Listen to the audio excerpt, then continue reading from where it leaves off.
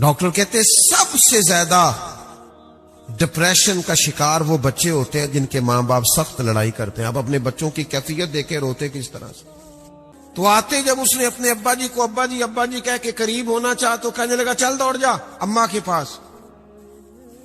بچے کو بھگا دیا اور جناب عمر سے کہنے لگا میں نے نہیں کبھی بچوں کو اتنا قریب کیا, مصروف رہتا ہوں, ڈیوٹی صحیح کر کے کرتا ہوں. جناب فاروق اعظم فرمانے لگے یہ کاغذات دینا مجھے.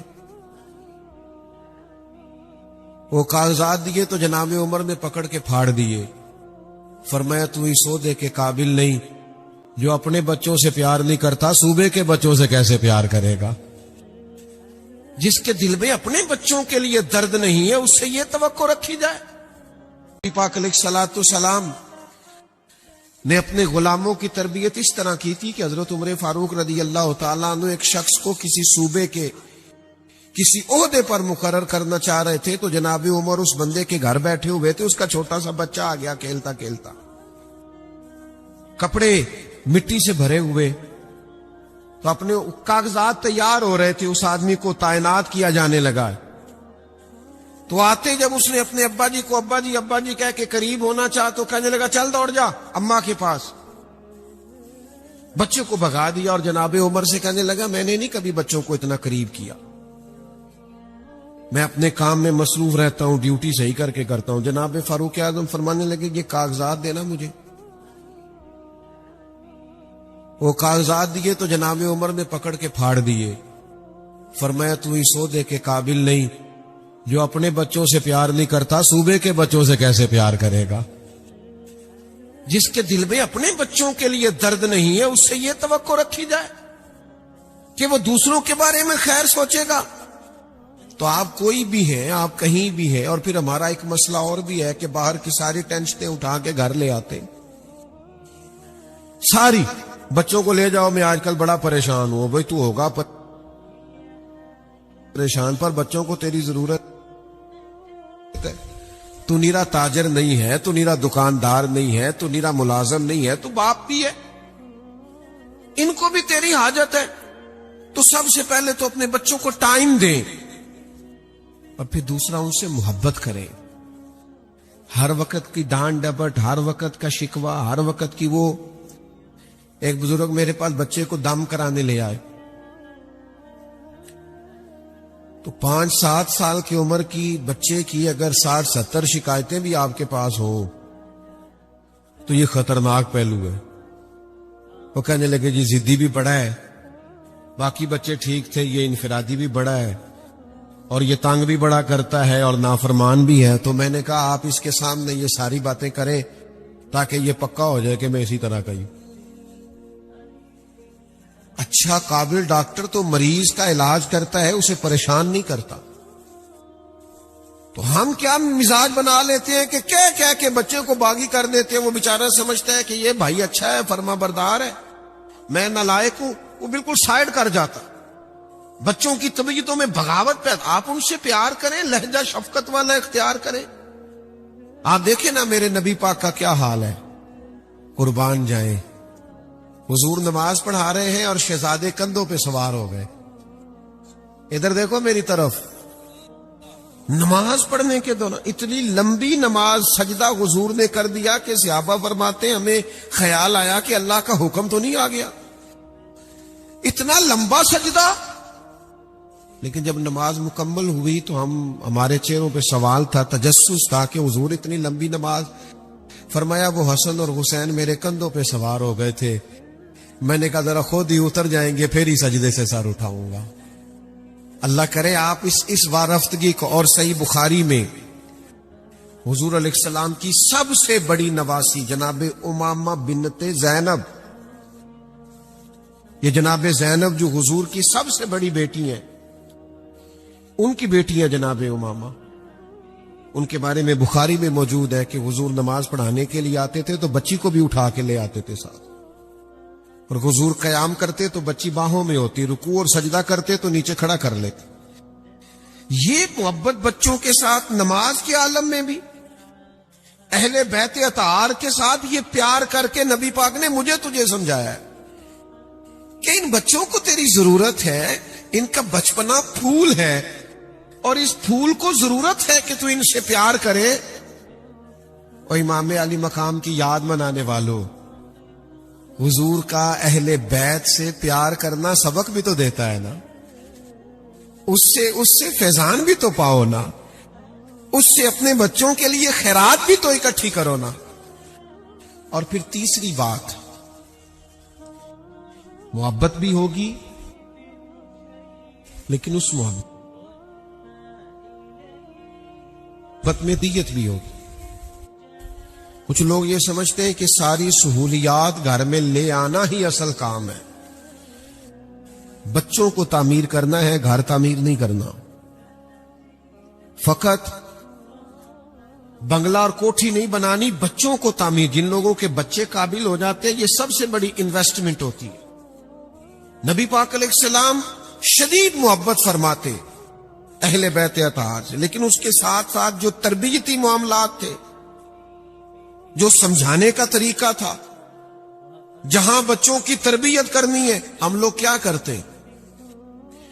بچوں کی تربیت کے لیے سب سے زیادہ ضروری یہ ہوتا ہے کہ ماں باپ خود اپنے آپ کو چینج کرے، اپنے آپ کو بدلے. اگر ہم اپنے آپ کو بدلتے نہیں تو ہم یہ کہیں کہ میں 20 منٹ لیکچر دوں گا اور میرے بچے میری تقریر سے فیض یاب ہوں گے، تو بھئی یہ لیکچر باہر چلے گا، گھر میں نہیں چلتا. آپ کو عملاً ہمارے نا گلی سے ایک نوجوان گزرا کرتا تھا. تو ایک زمانہ ایسا تھا جب جوانوں کو نا ایک شوق لگا تھا موٹر سائیکلوں پہ تیز ہارن لگانے کا. وہ زور سے بجتے تھے تو بعض بڑے بورے پھر برا بلا بھی کہتے تھے، تکلیف ہوتی تھی. شاید آپ میں سے بھی کچھ لوگوں نے دیکھا ہو. اللہ کا شکر ہے اب وہ موٹر سائیکلوں پہ اتنے سخت ہارن اب نہیں نظر آتے، لیکن کچھ سال پرانے یہ رواج تھا. ایک نوجوان گلی سے گزرا کرتا تھا، ہارن بڑا تیز بجاتا تھا. اماں جی مریض تھی شوگر کی، تو بڑی تکلیف اس کے ہارن سے محسوس کرتی. تو وہ بعض جوانوں کا یہ حال ہوتا ہے کہ جس کام سے منع کرو وہ کام زیادہ کرتے ہیں. تو اس کو ایک کا دفعہ ہمارے گھر سے شکایت گئی، تو اب اس نے پکا پروگرام بنا لیا کہ اس دروازے پہ ضرور بجانا ہے. تو ایک دو دفعہ سخت سست بھی اسے کہا، بات جھگڑے تک بھی آئی، لیکن وہ بس نادان تھا تو ضرور بجاتا. پھر کچھ وقت گزرا، ٹائم بیتا، کچھ مہینے، کچھ سال، اس نے وہ کام چھوڑ دیا. ہارن بھی اس نے صحیح والا لگوا لیا اور خاموشی سے گزرنا شروع کر دیا. تو شرارتی شرارت نہ کرے پھر بھی ٹینشن ہوتی ہے، اب کیوں نہیں کر رہا. لوگ وجہ بھی جاننا چاہتے ہیں. تو وہ والدہ سے وہ مجھے کہنے لگی، انہوں پوچھی کی ہویا ان کی میں صحیح ہو گیا ہے. تو میں نے اسے ایک دن کھڑا کر لیا. میں نے کہا خیر ہے جناب، بدلے بدلے سے میری سرکار نظر آتے ہیں، پہلے تو آپ اس طرح کے نہیں تھے. تو وہ شخص نہایت سنجیدگی سے کھڑا ہوا. اب اس نے نہایت سنجیدگی سے بات بتائی. کہنے لگا میرے گھر میں نا بیٹی پیدا ہوئی ہے اور میری والدہ نے مجھے کہا ہے پتر تیاں دے پیو انج دیاں حرکتاں نہیں کرتے، تو بیٹی کا باپ. بس میں سمجھ گیا. اب اس کے بعد چھوڑ دی ساری چیز. بیٹی کا باپ، اللہ کرے آپ کو اور مجھے سمجھ آئے ان چیزوں کی. جب بچے ہو جائیں پھر انسان کا کردار، عمل. آپ کو پتہ ہے جب ماں باپ لڑتے ہیں تو بچوں کی کیفیت کیا ہوتی ہے؟ ڈاکٹر کہتے ہیں سب سے زیادہ ڈپریشن کا شکار وہ بچے ہوتے ہیں جن کے ماں باپ سخت لڑائی کرتے ہیں. آپ اپنے بچوں کی کیفیت دیکھے روتے کس طرح سے. جھگڑے تک بھی آئی لیکن وہ بس نادان تھا تو ضرور بجاتا. پھر کچھ وقت گزرا، ٹائم بیتا، کچھ مہینے، کچھ سال، اس نے وہ کام چھوڑ دیا. ہارن بھی اس نے صحیح والا لگوا لیا اور خاموشی سے گزرنا شروع کر دیا. تو شرارتی شرارت نہ کرے پھر بھی ٹینشن ہوتی ہے، اب کیوں نہیں کر رہا. لوگ وجہ بھی جاننا چاہتے ہیں. تو وہ والدہ سے وہ مجھے کہنے لگی، انہوں پوچھی کی ہویا ان کی میں صحیح ہو گیا ہے. تو میں نے اسے ایک دن کھڑا کر لیا. میں نے کہا خیر ہے جناب، بدلے بدلے سے میری سرکار نظر آتے ہیں. پہلے تو آپ اس طرح کے نہیں تھے. تو وہ شخص نہایت سنجیدگی سے کھڑا ہوا.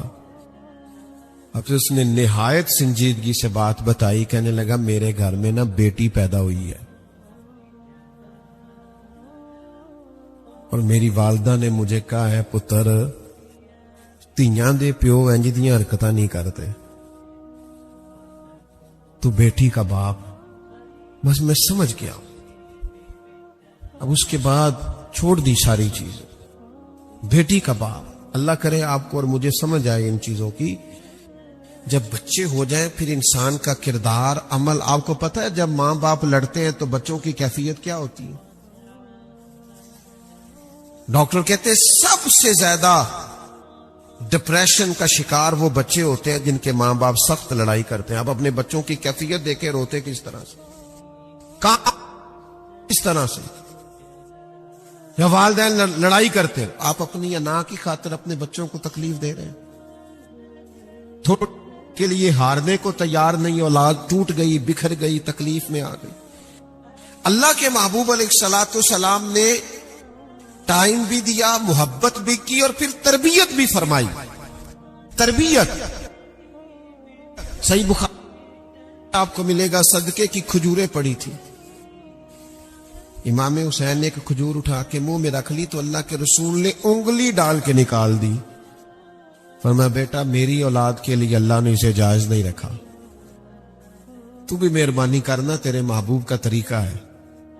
جو تیرے بچے کے لیے جائز نہیں وہ انگلی ڈال کے باہر نکال دے, خبردار بچے کے حلق سے گزرنے نہ دینا. فقط وہ روزی کھلانا جو اس کے لیے جائز ہے. اس کو بتا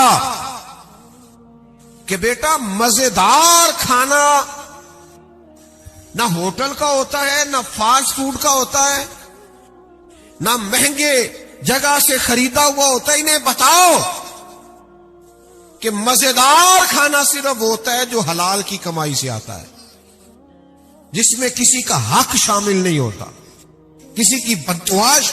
وہ حلال طیب ہوتا ہے, وہ مزیدار ہوتا ہے. فقط میں ایک دفعہ اپنے ابا جی نو کیا, میں کہ ابا جی تو کھانے کی پسند ہے؟ فرمان لگے پتر جے تے لگی ہوئے بھوک تے پھر ہر شے پسند ہے, تو یہ نہ لگی ہوئے تے پھر کوئی چیز بھی مزہ. بھوک لگ جائے کبھی دوپہر میں اور گھر میں روٹی تازی پک جائے اور اچار گھر کا ہو تو اتنا مزہ کوئی اور شاید دیتی ہی نہیں. شرط یہ ہے کہ بھوک ہو. تو اپنی طبیعت میں ان چیزوں کی طلب پیدا نہ کرو جو کھانے کے بعد سینے پہ کھڑی ہو جاتی, جو کھانے کے بعد دعائی کا مطالبہ کرتی. حلال اور طیب یہ نبی پاک علیہ السلام نے سبق دیا. کتنی سہولتیں ڈھونڈ رہے ہیں ہم اپنی اولاد کے لیے. گھر میں سواری ہے, موٹر سائیکل ہے, پھر جناب بڑا بہترین رہائش ہے, پھر اس میں اے سی ہے. نتیجہ کیا ہے؟ آپ کا گھر نتیجہ خیز تب ثابت ہوگا جب آپ کے بچوں کی طبیعت کام کرنے کی ہوگی, بھاگ دوڑ کے آگے بڑھ کے جدوجہد. اگر ان کو آپ نے اتنا, ان کا وجود آپ نے سہل پسندی والا بنا لیا ہے کہ پانی کا گلاس دیتے بھی انہیں ٹینشن ہوتی ہے, تو پھر آپ نے جو سہولتیں جمع کی ہیں وہ تکلیف کا باعث ہے. پھر اس کی وجہ سے آپ نے صلاحیتیں ضائع کر دی ہیں بچوں کی. آج کتنے پوچھیں کہ بیٹی کے بارے میں کچھ بتائیں تو ہر دوسرے آدمی کی بیٹی دکھی ہے. جاگ رہے ہیں آپ لوگ؟ ہر دوسرے آدمی کی بیٹی دکھی ہے, بڑی تکلیف ہے جی, بڑی آزمائش ہے جی, بڑی پریشانی. سب لوگ پریشان ہیں, رونا رو رہے ہیں. اتنا زیادہ آپ لوگ ماشاءاللہ آئے ہیں. اتنے بڑے لوگوں میں سے کیا کوئی ایک شخص بھی یہ بتا سکتا ہے کہ میری بیٹی اتنا کام کرتی ہے کہ اس کے ہاتھوں میں چھالے پڑ جائیں؟ ہر آدمی یہ تو کہہ رہا ہے بڑی غریبی ہے, بڑی پریشانی ہے, بڑے دکھ ہیں.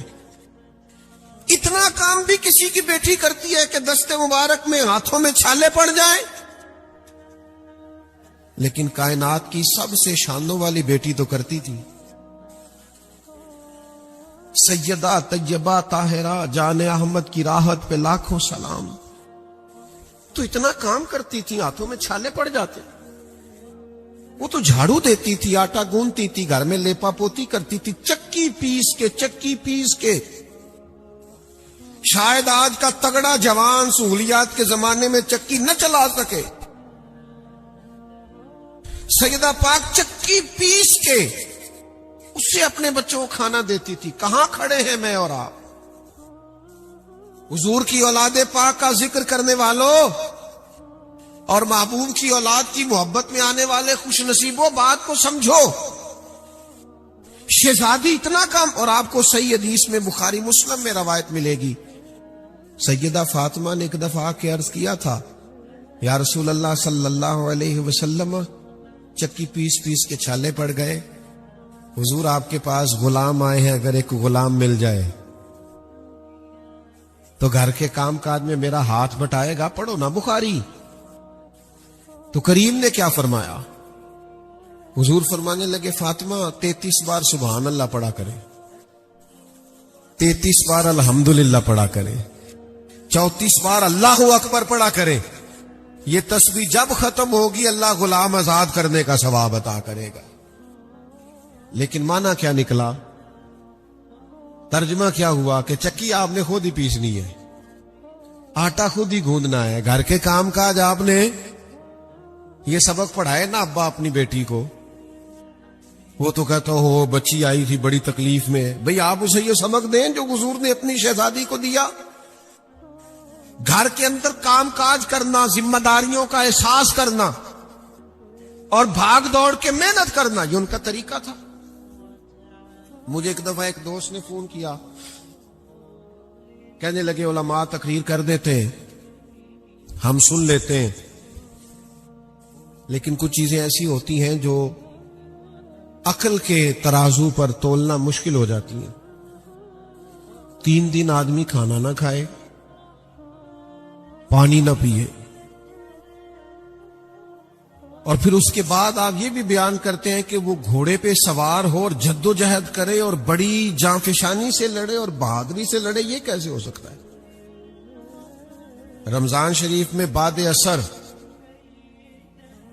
انسان کے وجود نڈھال ہو جاتا ہے پوری طرح، اور افطار کے بعد بھی اس سے پوری طرح سنبھلا نہیں جاتا، مشکل ہوتا ہے کچھ دیر۔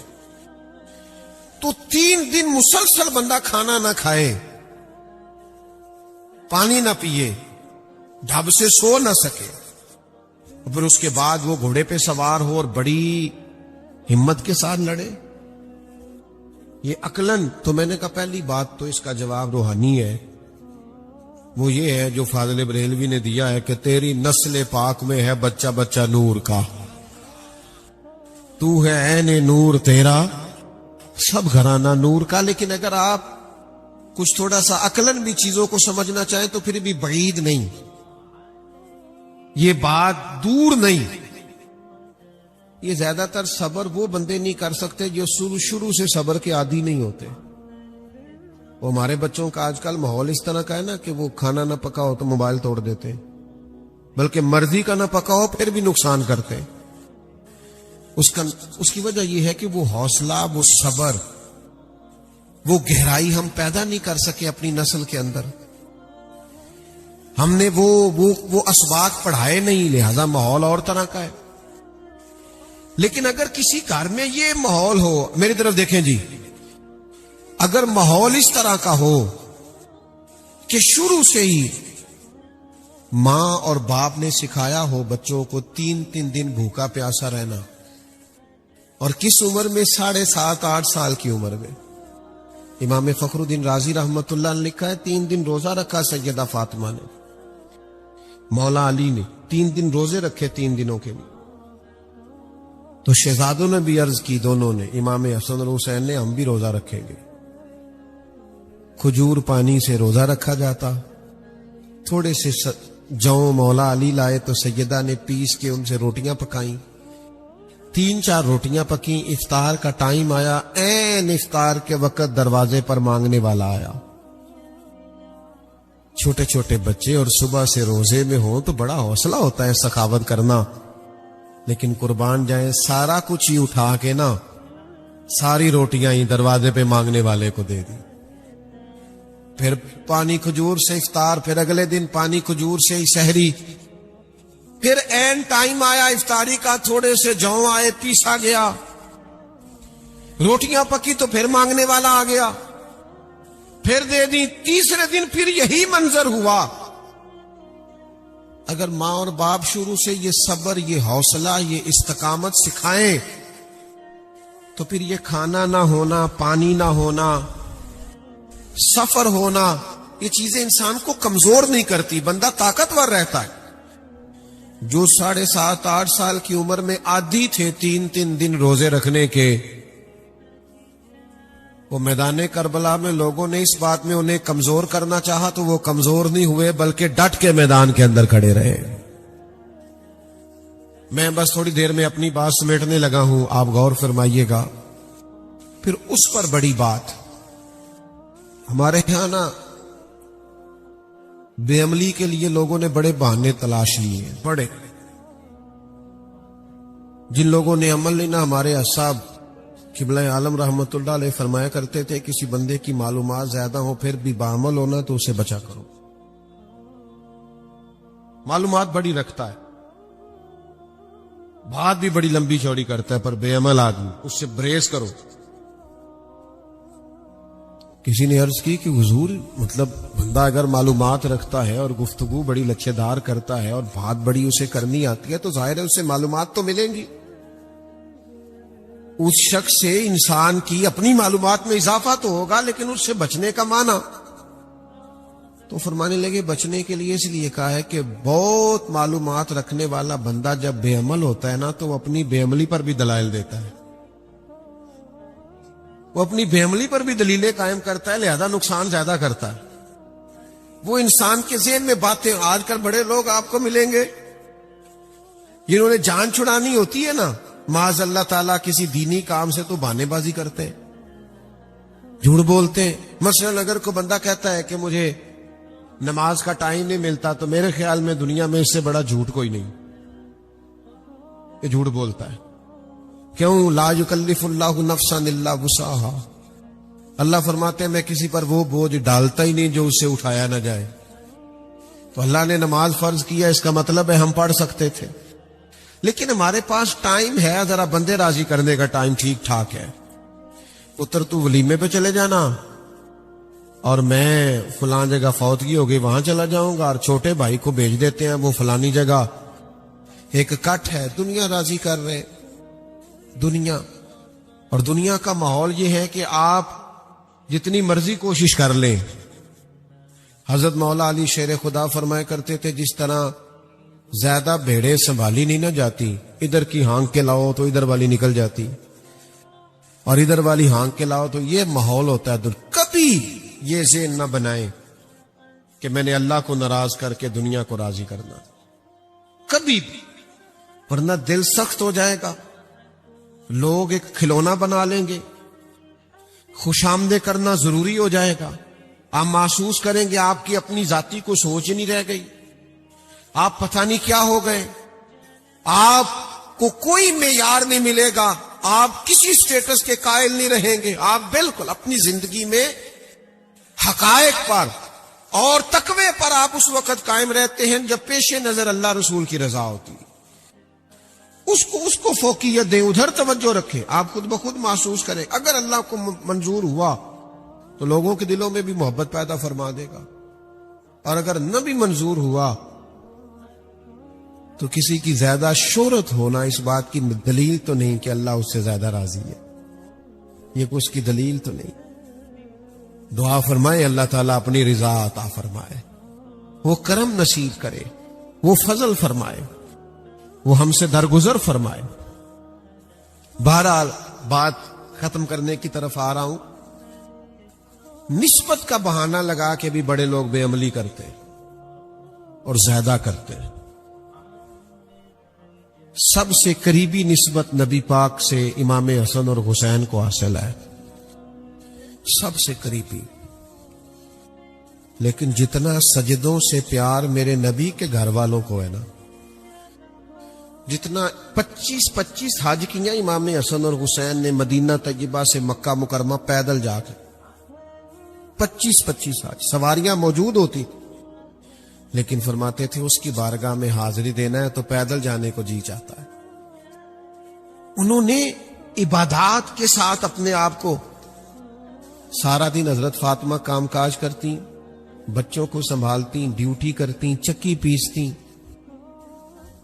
امام حسن کہتے ہیں لوگ سو جاتے اور پاک رسول کی پاک بیٹی مصلی بچھا لیتی،